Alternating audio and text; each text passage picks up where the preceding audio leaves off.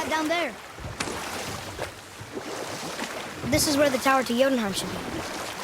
Feels strange somehow. No doubt some arcane magics were involved. I would be not at all surprised to learn you were sensitive to that.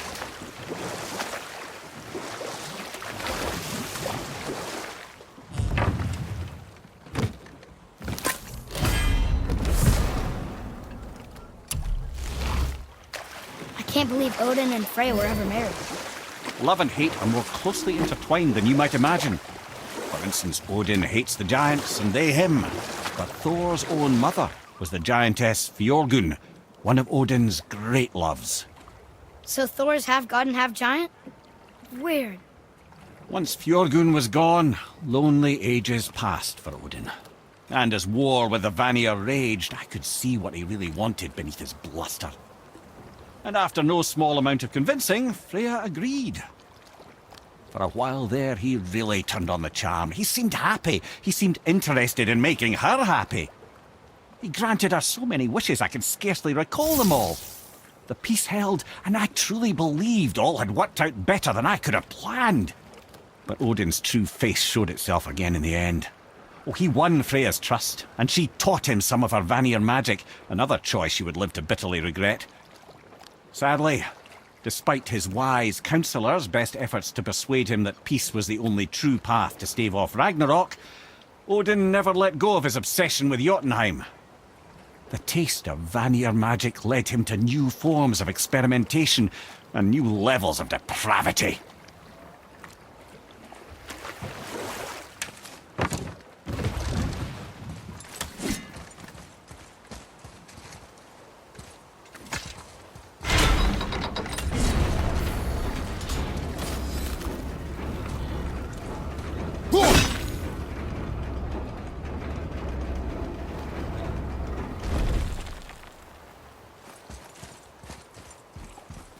Another name.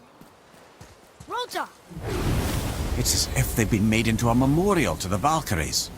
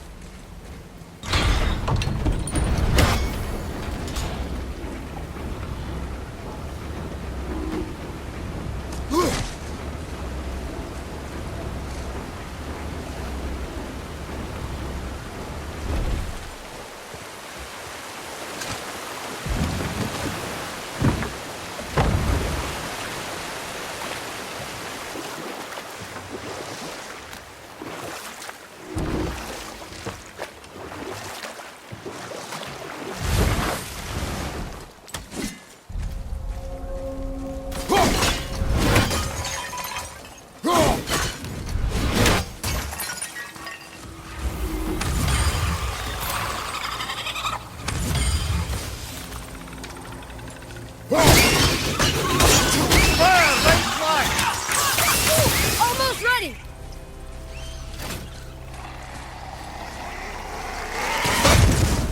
I'm set!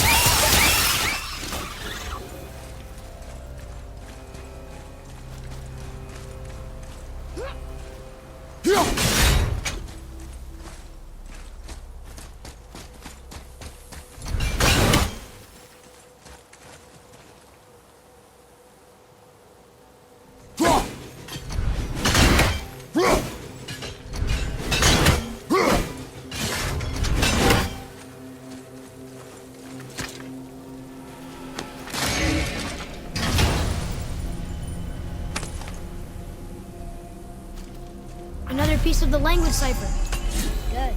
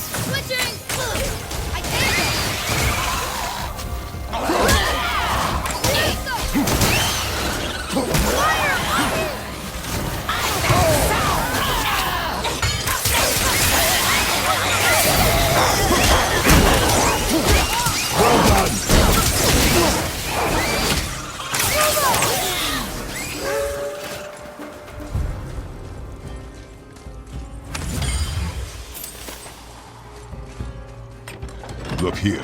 Another. This one is Thrym, a frost giant kid. Correct. Cunning one as well. Is that Mjolnir?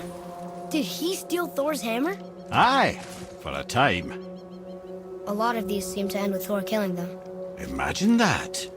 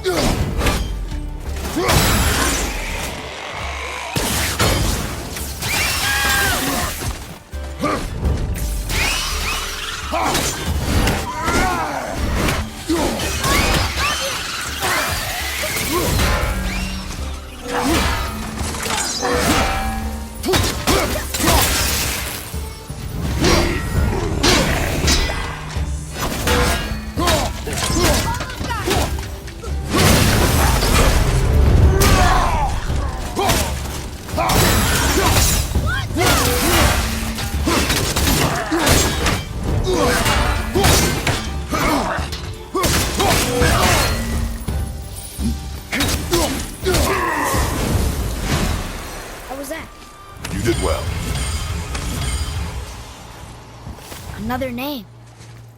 Kara! Someone who loved the Valkyries enough to do this? I wonder. Perhaps the Queen?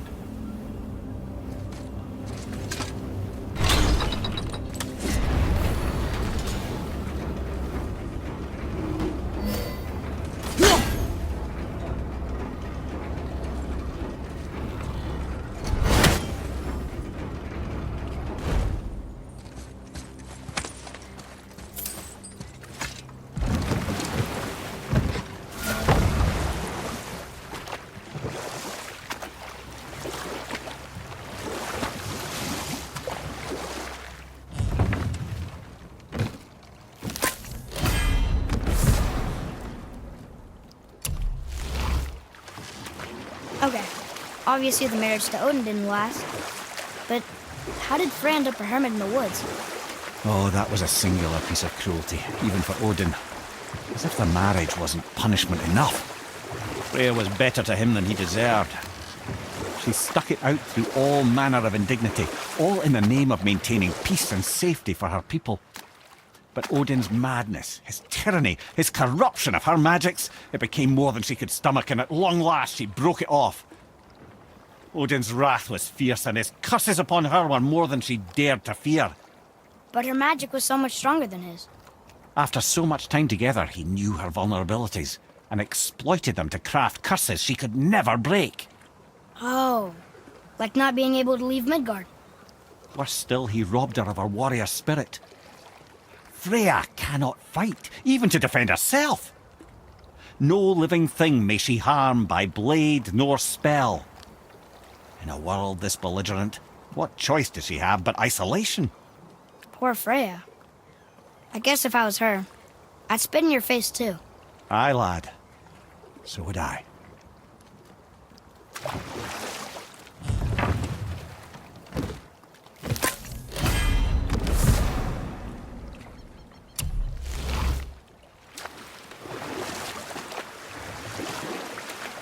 What's that down there?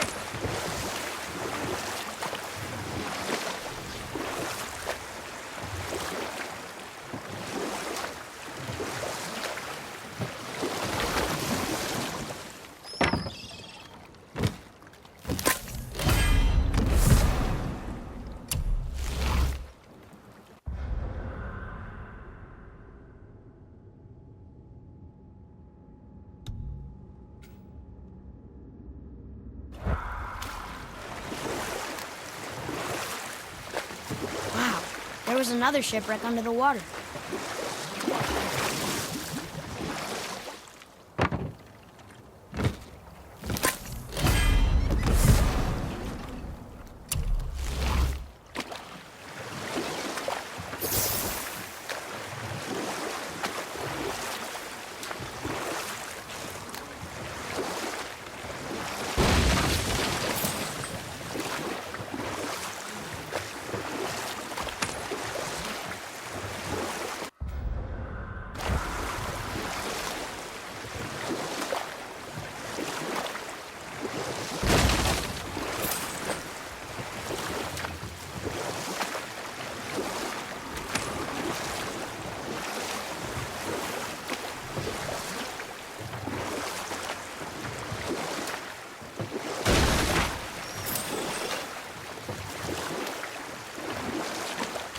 Wow, it's like there was an entire city under the water.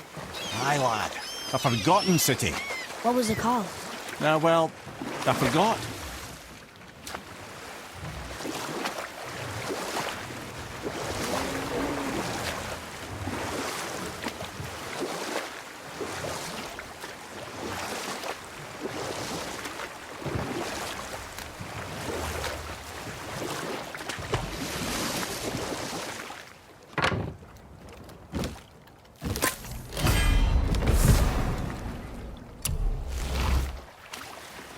The mirror. There was a shrine about a giant lady with lots of books and visions. Ah, that would be Groa, the Knowledge Keeper. She was a gifted sorceress who gathered every tome of arcane wisdom she could find in the realms, all in the hopes of augmenting her powers of prophecy that she might find her lost husband, Aurvandil. But It was not her husband she would glimpse in her visions, for it was Groa, seeing longer and farther than any before or since, who witnessed Ragnarok, the end and the beginning. When Odin caught word of her ultimate prophecy, he maneuvered to obtain her knowledge and hoard it for himself. Groa knew Odin as a long-time patron of her services, and so she welcomed him into her library as a friend. What she did not know is that Odin himself was behind her husband's disappearance, having used his enchantments to conceal his death at Thor's hands from her sight. Smiling, jealous Odin took her by the throat, and with his very hands he stole her library and her life for his own. I always knew Odin was bad, but that's just... Ruthless, barbaric, heartless? That's Odin. In fact, we would do well to sit here in silence for the next few moments and reflect on Odin's capacity for cruelty. And so... Reflect longer.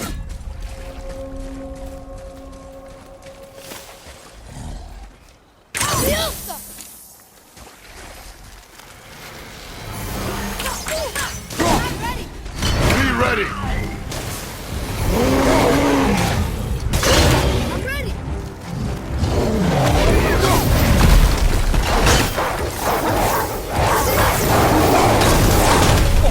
I felt that one, brother!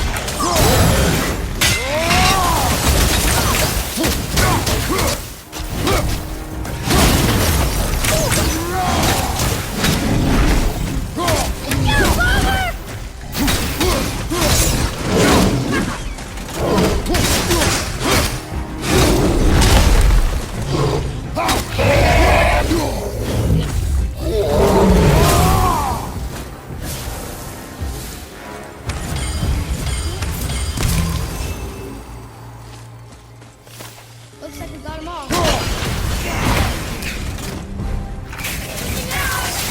I'm not ready! Behind you! Incoming!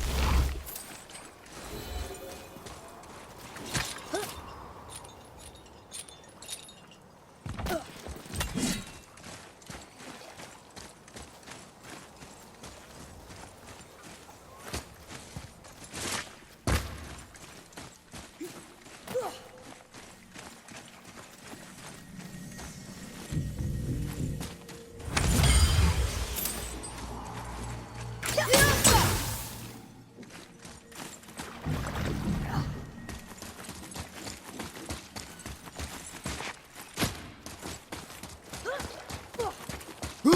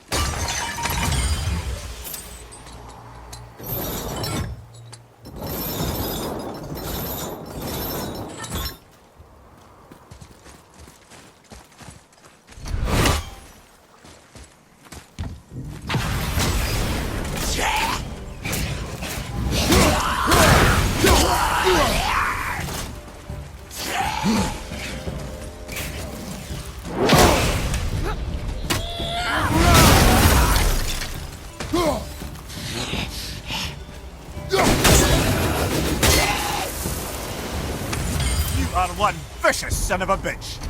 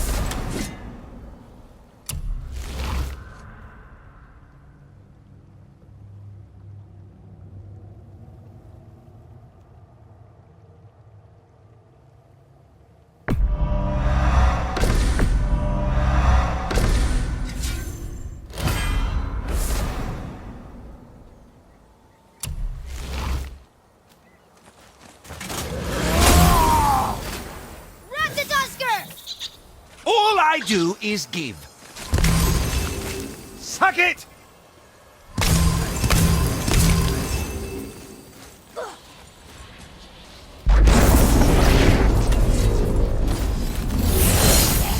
I'll knock him down!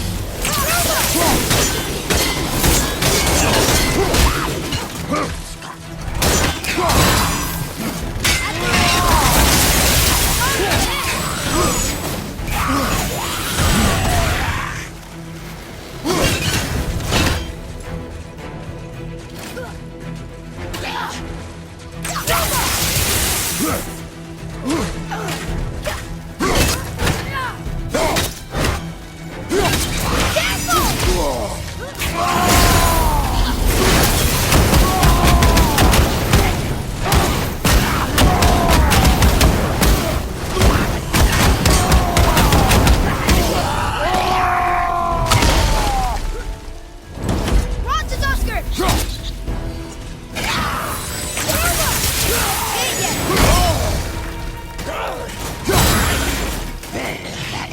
Father, I got one!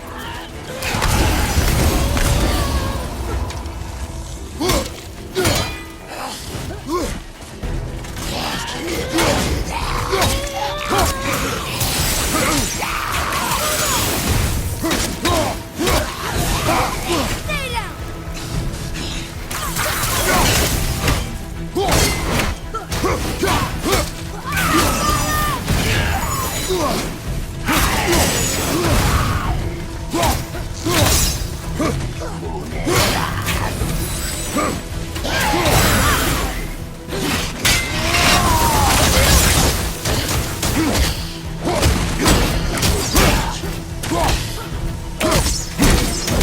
Ready and wait! Almost there!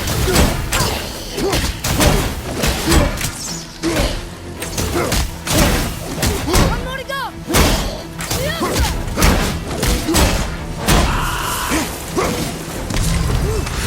That was a long one.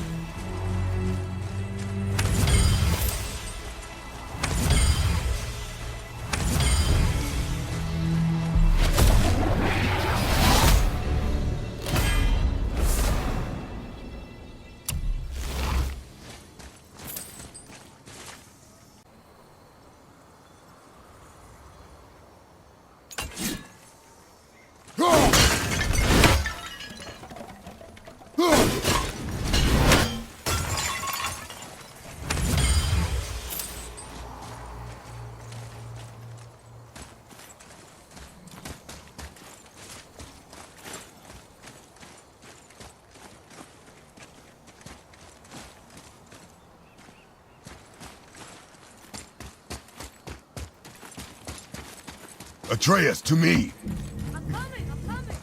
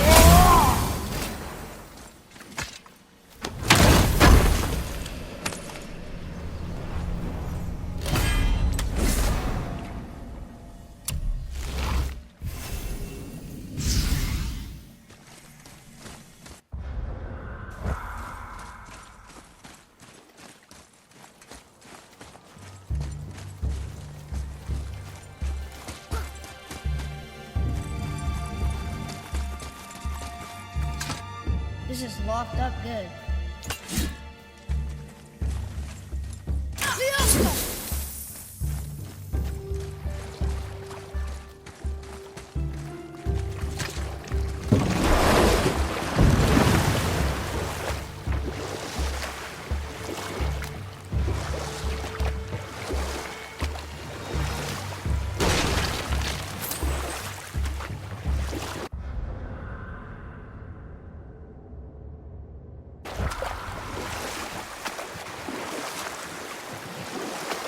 I have a question.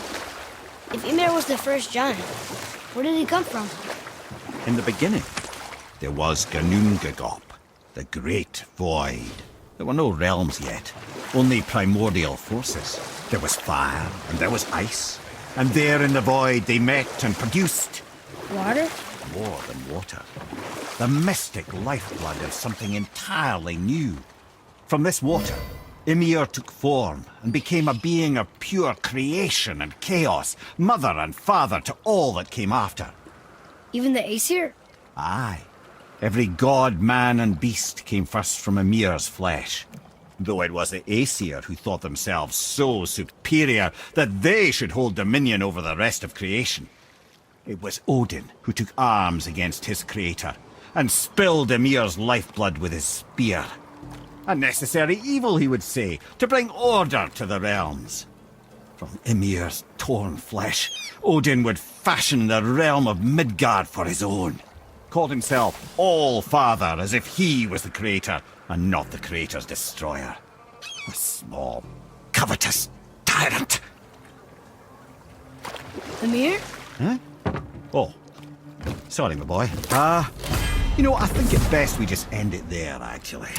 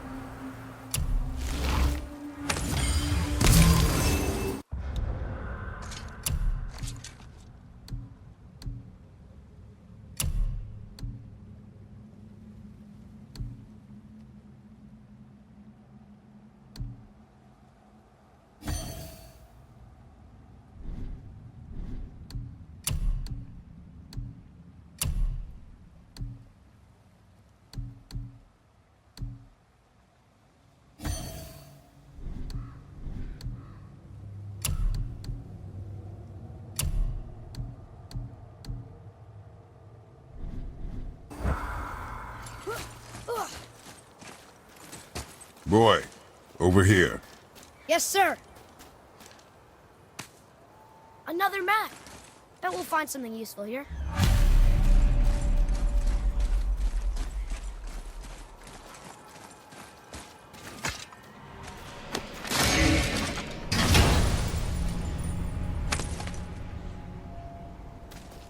One more and we can translate those Niflheim runes.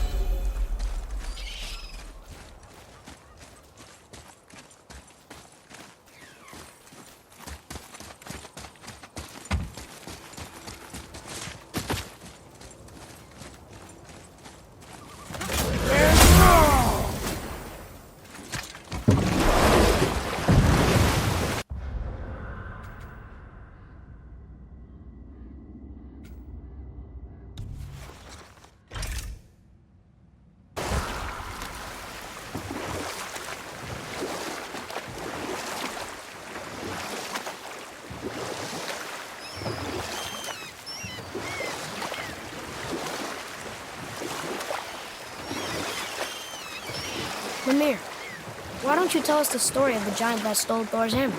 Happily, my boy. It involves your friend Freya, too, though I don't expect it's one she'd enjoy being reminded of. The giant was called Thrym, and he proved cunning enough to make off with Mjolnir while the Thunder Lummox slept. Sadly for Thrym, he didn't always think with his brain. Though he had robbed the greatest giant killer of his greatest weapon, he offered to trade it back to the Aesir in exchange for Freya as his bride. Now, at this point, Freya was married to Odin, and Odin, frankly, would have traded her for a sufficiently strong need, but he saw an opportunity here. Thrym's palace was in Jotunheim, and only giants know the way. By agreeing to the marriage, they'd have to escort Freya back to their realm. So, Odin coerced Freya into using her Seithar magics to conceal Thor, so he could sneak along with her and infiltrate Jotunheim. When the hammer was produced as the wedding dowry, Thor revealed himself. He took back Mjolnir and wasted no time in smashing Thrym's skull, followed by every other giant present for the festivities. The only thing that put a stop to it was Freya, who wanted no part of this massacre. She cast a powerful spell that hurtled them both out of Jotunheim with no means of return. Odin was livid, hoping that Thor's foothold in Jotunheim would become his own. And oh, would he ever revenge himself upon Freya? What is the point of this story, Head? Well, for Thrym, the lesson would be to keep his priorities straight. For Freya, it's that doing good has a price. For Thor, it's that no object of power makes you what you are. And if what you are is the biggest butchering bastard in the Nine Realms, nobody can take that away from you.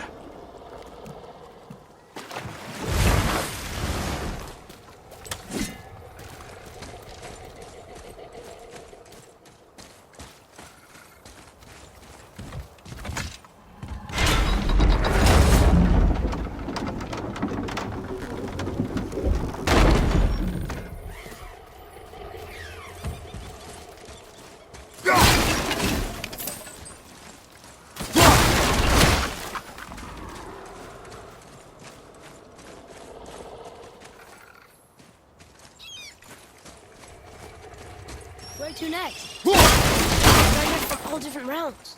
Do you think that Fafnir went to Alfheim too? I do not know. Aren't you curious? He sounds interesting.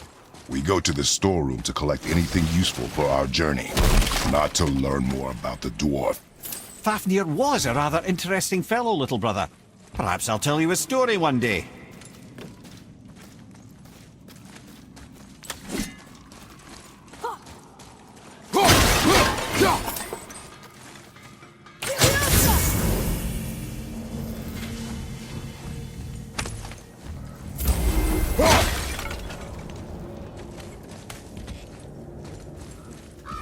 Poor Fafnir. There's a fine line between ambition and greed, you know.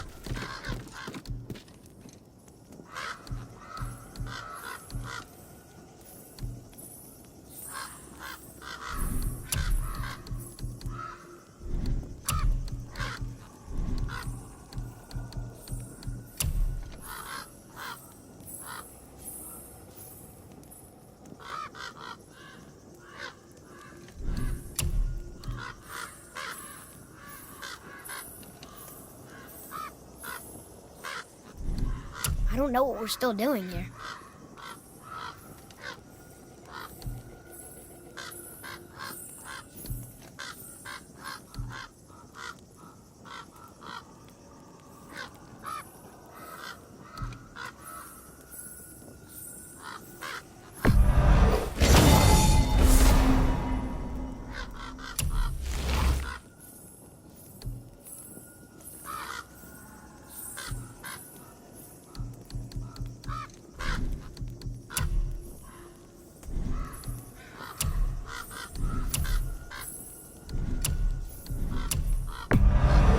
Good, good. Also, remember to breathe.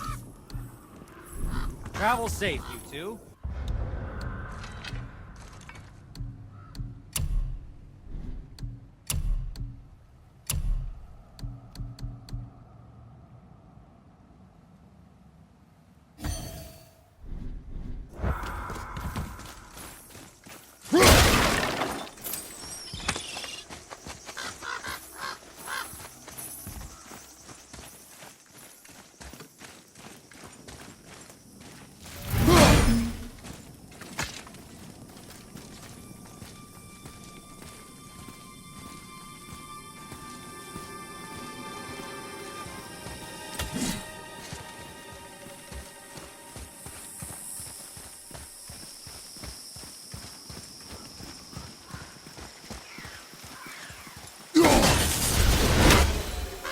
Reavers. Uh-oh. They must have gotten here first.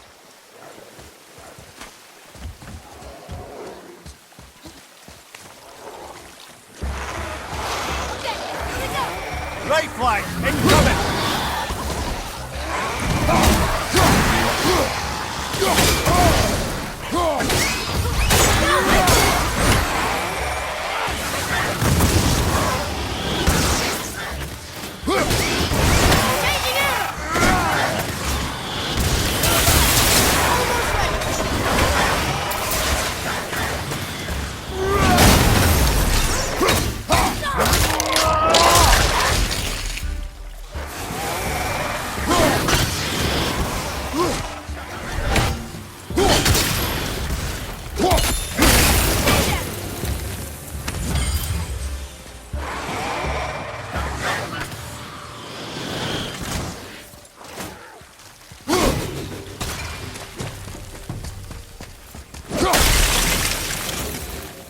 That was good, right? Adequate.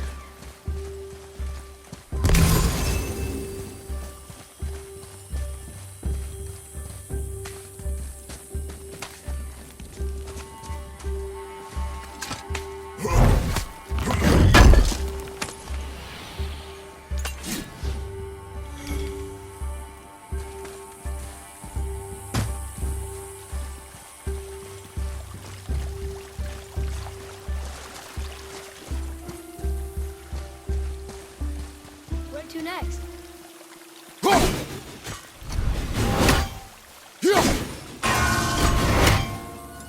There's something up there.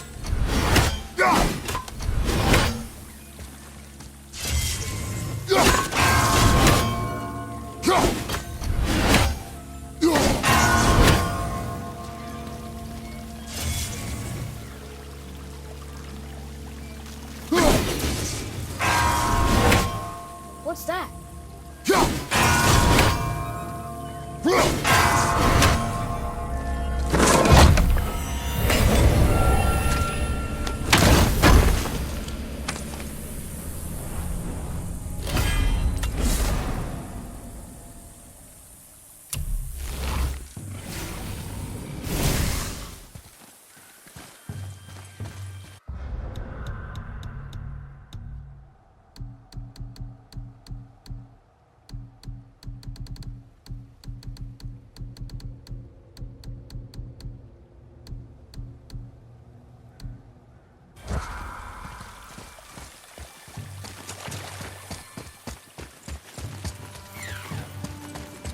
Atreya.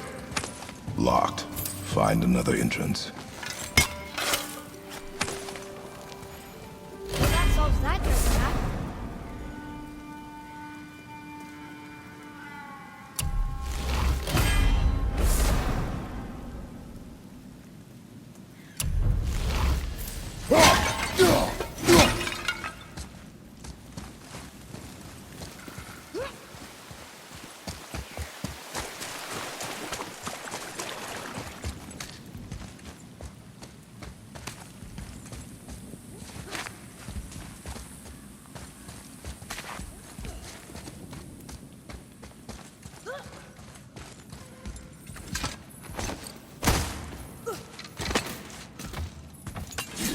Whoa.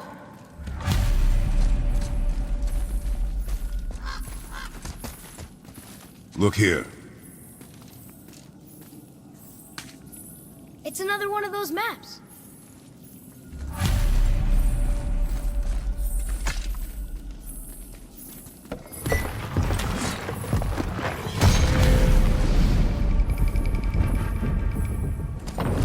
Looks like the Reavers made it inside. I hope they didn't take all the treasure.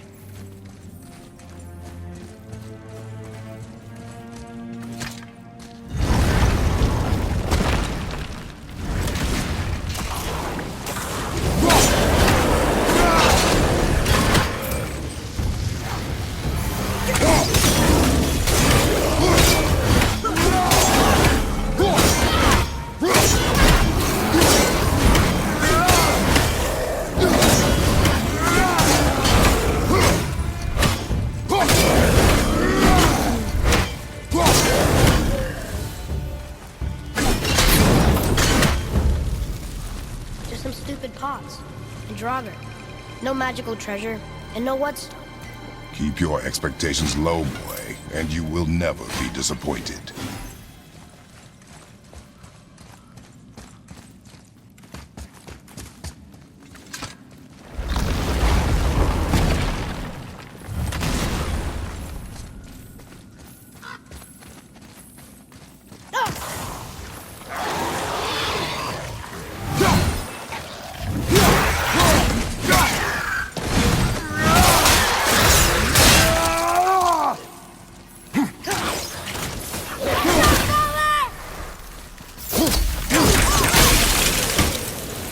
They caught you off guard. I wasn't expecting them. Exactly.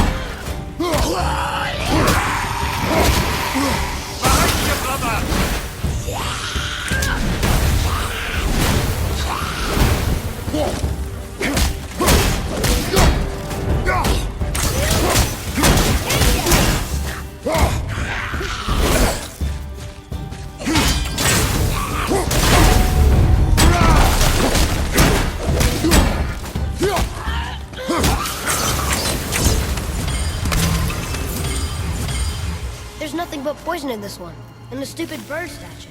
And useful resources. The main reason we are here, boy. However, many of these chests have been emptied. Probably by the Reavers. I hope they didn't take Sindri's whetstone.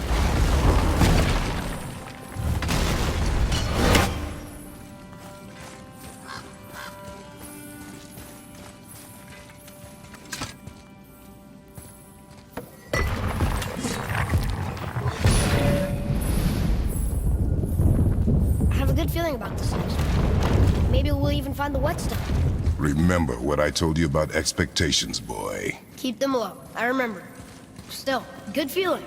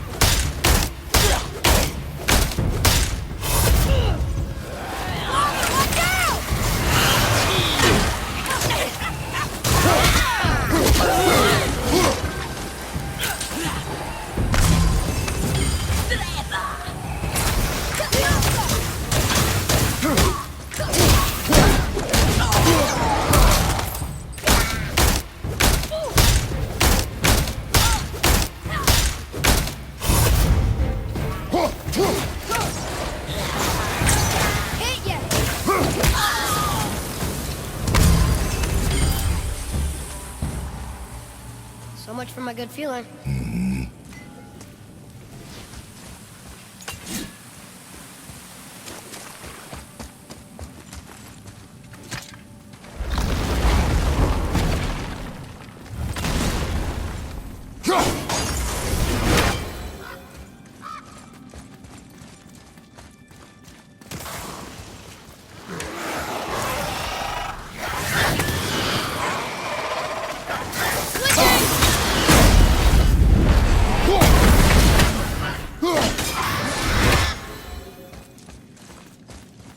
I was ready for them this time. I saw. So I should keep my expectations low, but always expect an attack? It is a delicate balance. Expect the worst, assume nothing, and always anticipate an attack. Sure is a lot to remember.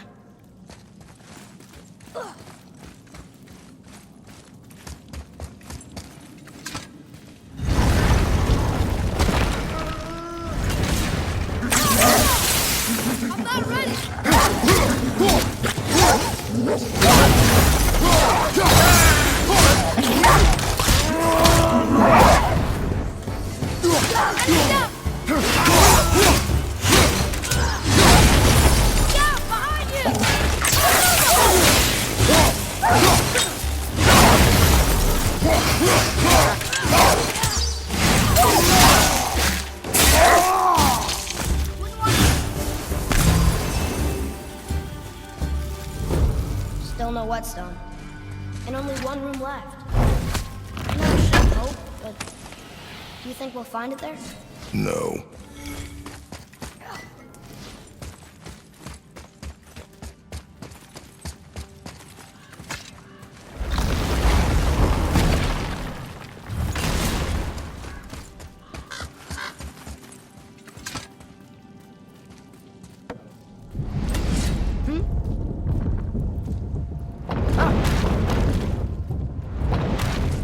We did it!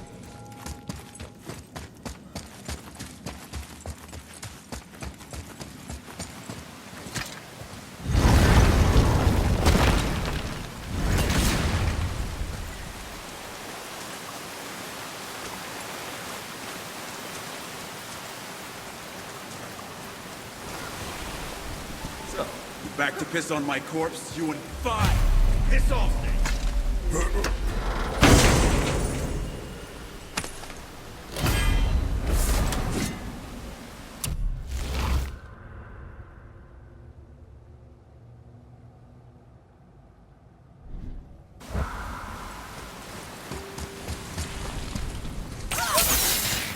We're looking for a whetstone.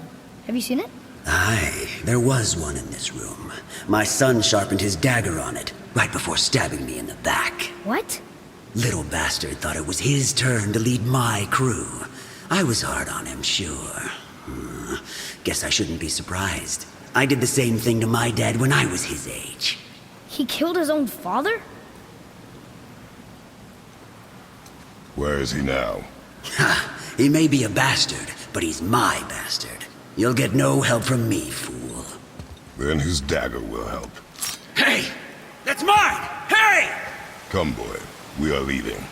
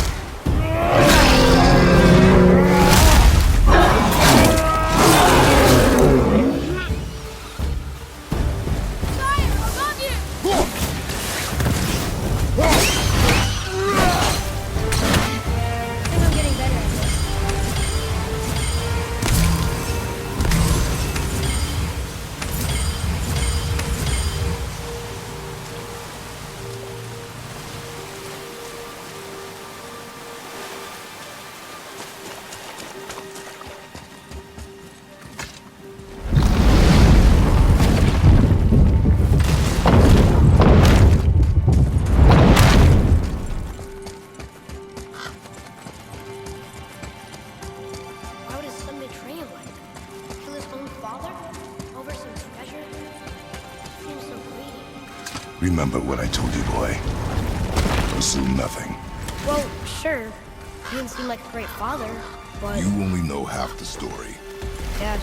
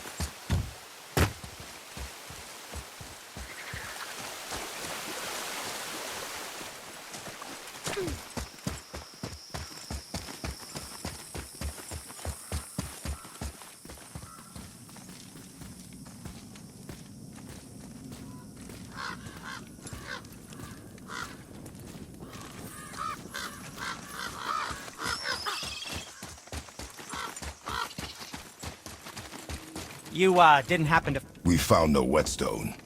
This dagger belongs to the Reaver who took it. They took most of the good stuff. Oh? Well, here, take this. In exchange for the dagger.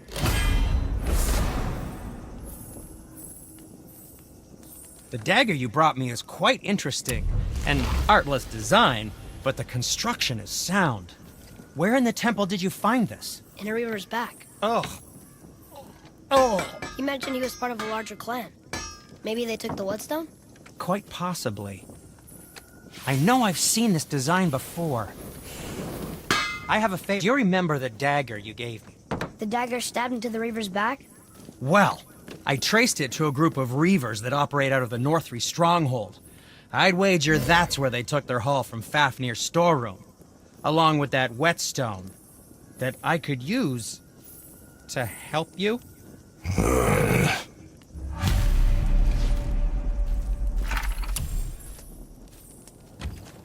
Another treasure hunt?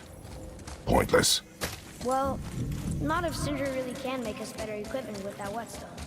Plus, the Reaver's son. He murdered his father.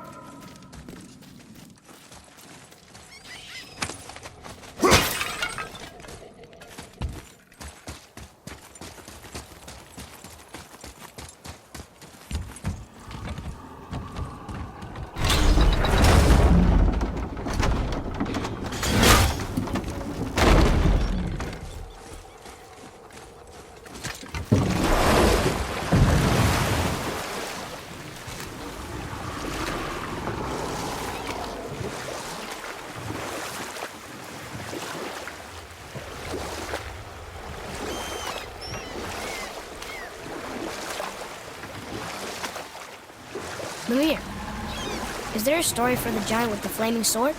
Stuart the Brave. Of course. We've spoken so much of frost giants. It's about time we instead met the most fiery giant of all.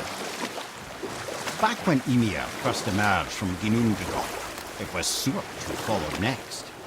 He came from Muspelheim, the Fire Realm, bringing heat to the young cosmos, conjuring the sun from his primordial flame.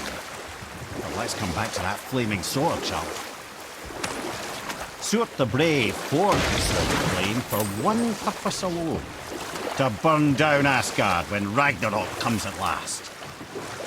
His destiny is to fall in the hands of Thor and Odin, but in so doing, strike the blow that leaves their realm in ash and ruin. And from that destruction, the world can be born anew. Until then, alone he waits in Muspelheim, never sleeping, ever honing his fiery blade. Brave, generous, who knows he lives but to his doom. All because he chooses to serve a grand cycle so much bigger than himself. To truly embrace your purpose and the patience and sacrifice it demands is to ensure your day will come. You think we'll be there when that day comes? I've seen enough of war between the gods. And you, little brother, who can say?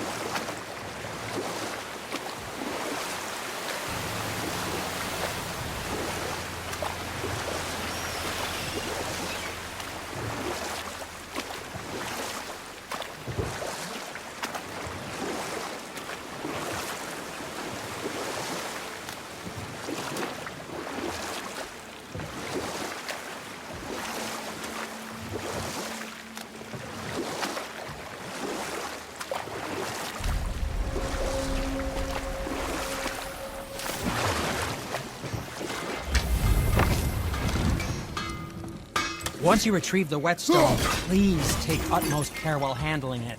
It is a priceless relic, after all.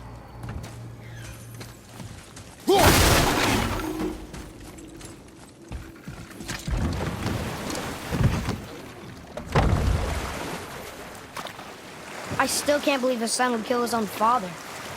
That's crazy, right? I know, we only got one side of the story. But come on! His own father? I mean, I get angry at you sometimes, but... Do you? I mean, sometimes, yeah. A little. But I'd never stab you in the back. No. This clan really didn't want anyone coming in. How are we supposed to get through? There must be a way to lift the gate. Maybe with the big water wheel. My thought as well.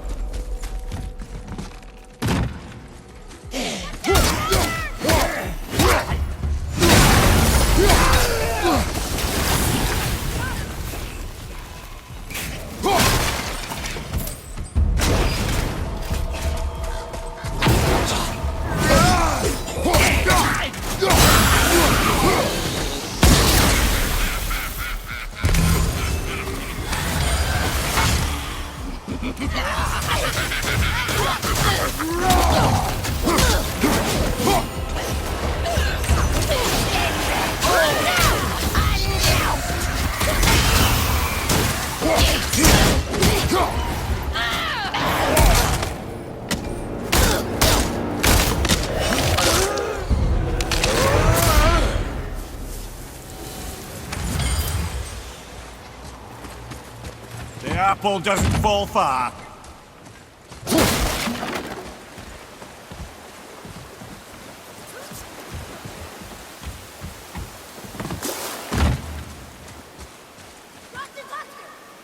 Oh, come on! You're fine!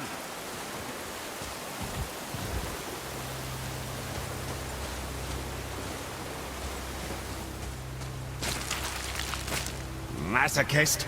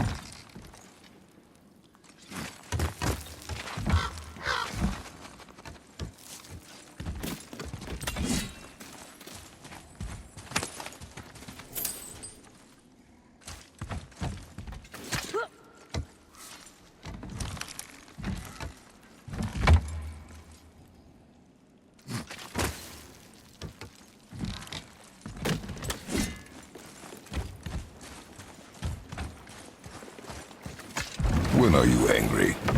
What? With me. When? Oh. I guess... sometimes when you don't think I can do something, but I can.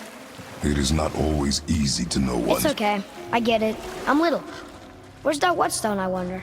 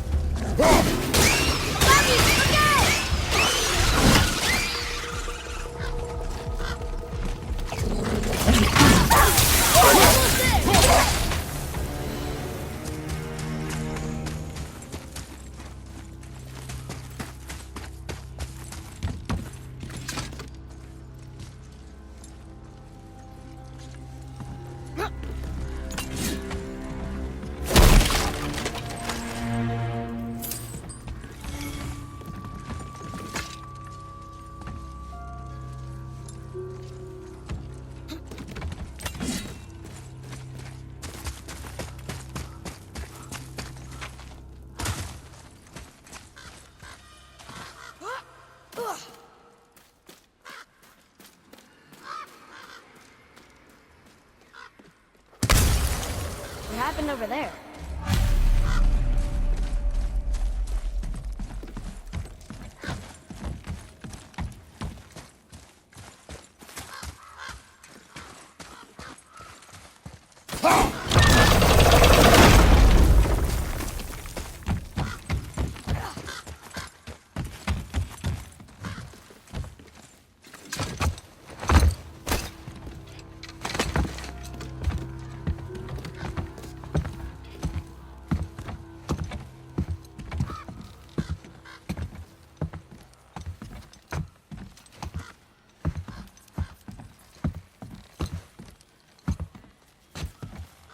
This is the sun. That ghost son? How do you know? The sigil. It matches the dagger we found in his father's back. He stood his ground, but it was not enough.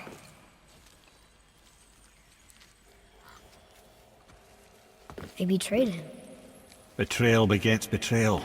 My guess, the young one murdering his dad didn't sit well with the others. He thought himself ready to lead. It cost him his life. I guess. Look there, lad, by his feet. The whetstone! Yes. They used it to smash his face in. They did? Ew.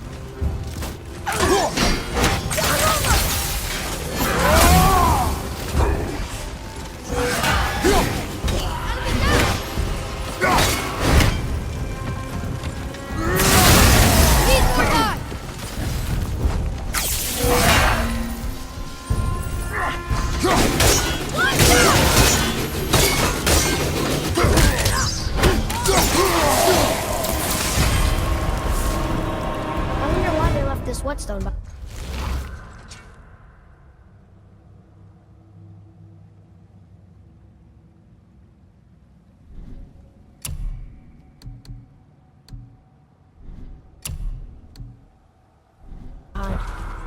If Sindri wants it, it must be really useful.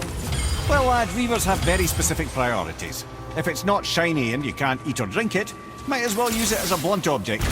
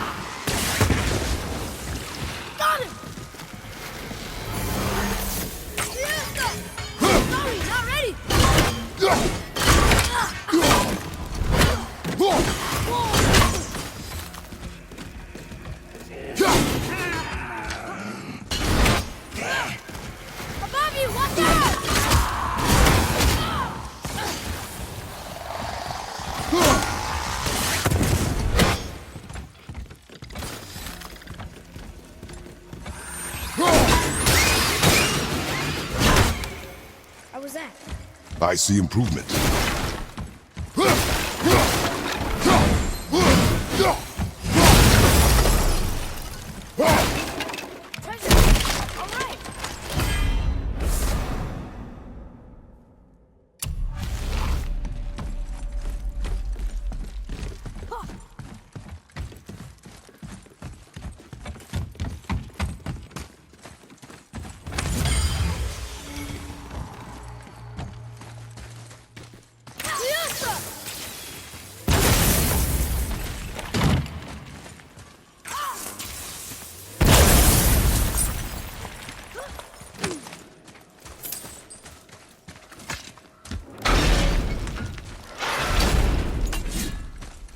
Boy, Sir.